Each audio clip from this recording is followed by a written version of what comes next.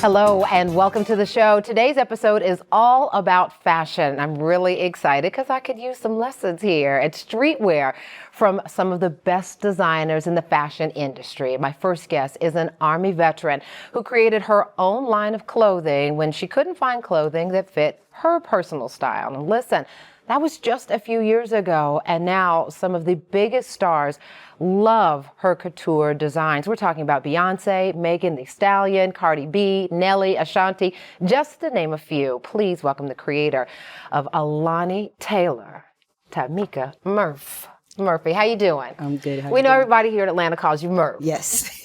Good to see you. Good to have you. Thank you. I love the story of you going from military soldier, and I thank you sincerely for your service. No problem. From soldier to designer. How did that happen? That a lot of people ask me that because I was a generator mechanic in the Right. Army. So fixing things, I guess. But I started doing streetwear because Fort Hood was my last duty station. Okay. We had, it's one of the biggest military bases in the world, but we had one mall for all 1,000 of these soldiers. Oh, wow. And I'm not sure if you're familiar with Jimmy Jazz. So they decided to put a Jimmy Jazz in the mall, and all the soldiers started looking alike. So me being from up north, we have our own unique style. And I would just go out and see soldiers just looking that like, I know where you got that from, you know, and I never wanted to be that person. So in 2011, I started teaching myself how to sew. How? Let's stop right there, because I think that's the first lesson for our viewers and aspiring fashion designers. How did you teach yourself to sew? There wasn't like a swing at home, right? And with your grandma, this was not something you saw coming up. No, I knew nothing about fashion growing up. But so I had a sewing machine, obviously, and every weekend I would get off duty. I would just go home and play with the machine until I figured it out. Like when I first started, there's a foot that goes down, and for like 2 weeks I was sewing without the foot down. You didn't have so I'm like, I don't know what's going on with this thing, but YouTube University. That's how I learned. That's how it is. So I have my so many times. master's, bachelor's, associates at YouTube. All of that from YouTube. From YouTube. With honors, right? Yep. I want to talk more about too. I mean, we've got our viewers are seeing some photos of you while you were in the military. So this was never something. I mean, you were strictly in mechanic mode. Yes. But was it hard for you to, I mean, that's essentially some creative skills there, but how did you translate those skills and transfer those skills into design? I honestly, I put all of this on God because I grew up playing basketball. So I wanted to be in the WNBA. I was not a part of the fashion world. I wasn't a kid trying to put things together fashion wise.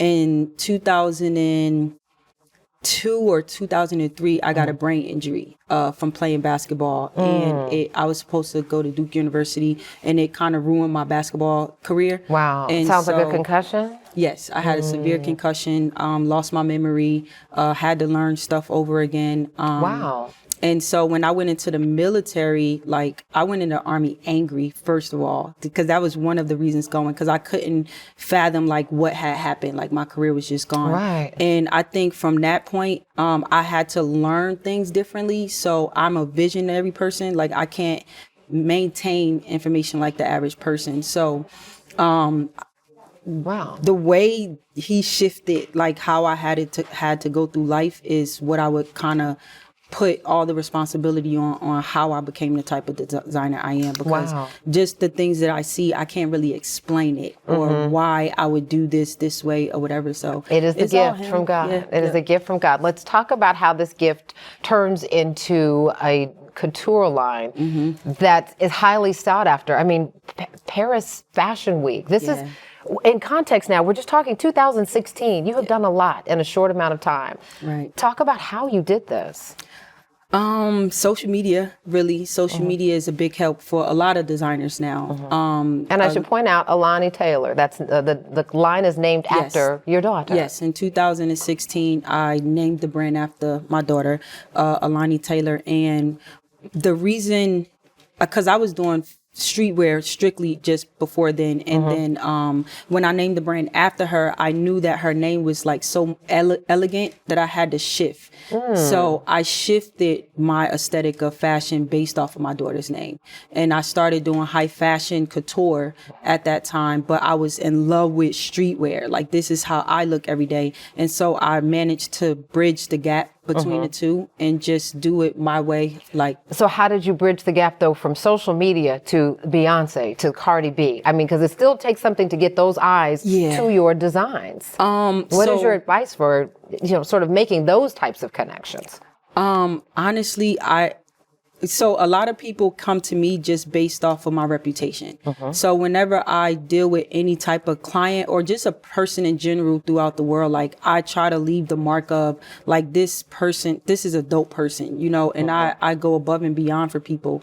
And so a lot of my connections with the celebrities would be other people saying, yo, y'all need to check her out. You need to check out Murph. You need to check her out. But let me ask you this, the first time, that first celebrity, who was the first when you were like, oh my gosh, God, I thank you?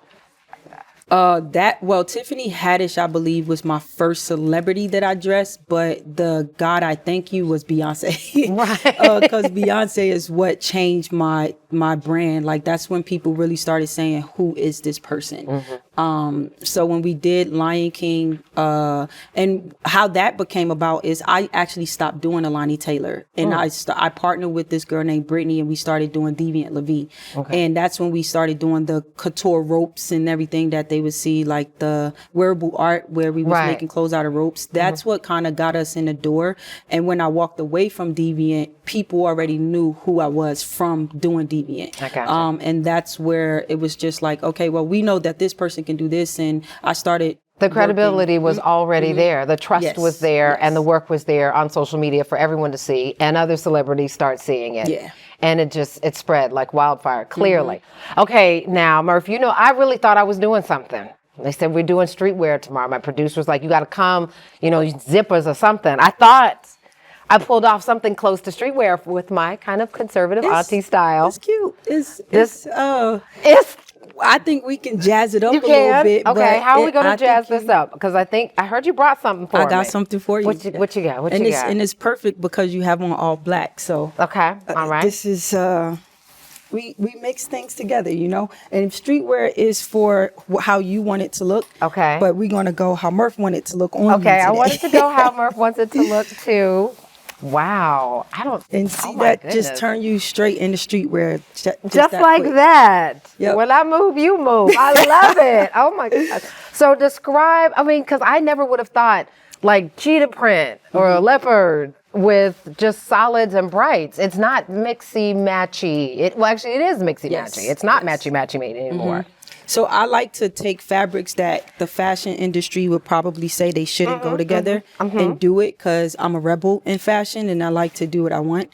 But yeah, you have leather, you have neoprene, you have satin, all mixed in one. And that's something that most people wouldn't do. Yeah. And buckles. And I use a lot of hardware just because military. I like very structured things. To the service. Yes, All right, I like it. All right, stand by. I think you might have a hard time getting this back, sis. Yeah, but listen.